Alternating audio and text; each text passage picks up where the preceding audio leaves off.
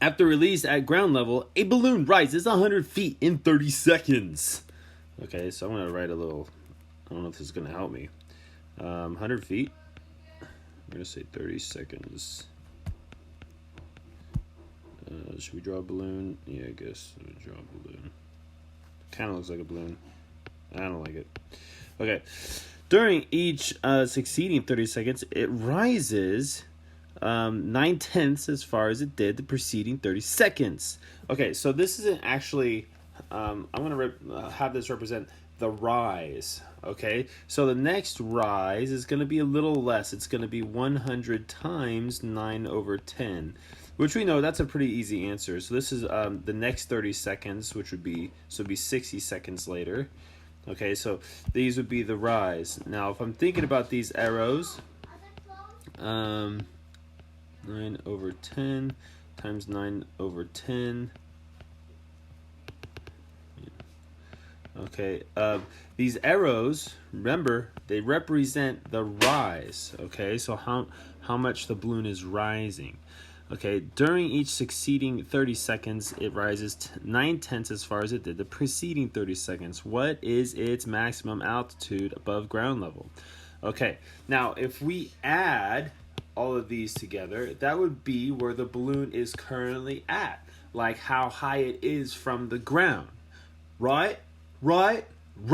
So essentially what we're doing is we are adding this rule up. It's 100. No, is that right? Yeah, is that, because that's the first one. It's 100 times 9/10 raised to the n. Okay, this is our rule. Okay, you see how we keep multiplying it by 9/10? Actually, the first time we don't multiply it by 9/10. So what I'm going to do is I'm going to say n equals 1.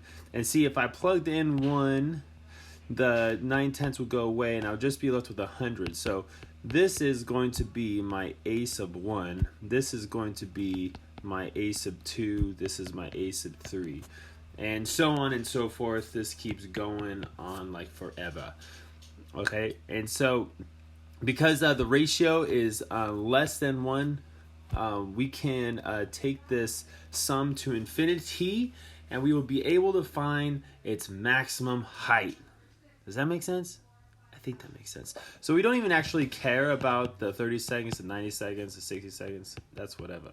It's just asking what is its maximum altitude above the ground. So we just have to add all the times that it has risen. Okay, and this is the same as an infinite geometric sum known as S sub infinity. And we have a sub 1 over 1 minus r. So for our first term, we're going to put in 100. That's our first rise. And then our rate is just 9/10. All right. Oh, I love these problems. Oh, you know what? I should have put an equal sign right here. Sorry about that. The sum, the infinite sum equals this. Okay, now to finish it off, we have 100 times 10/9, because whenever you divide by a fraction, that's not 10/9. It's 1 minus 9/10, so it's 1/10. So we're going to go times 10/1.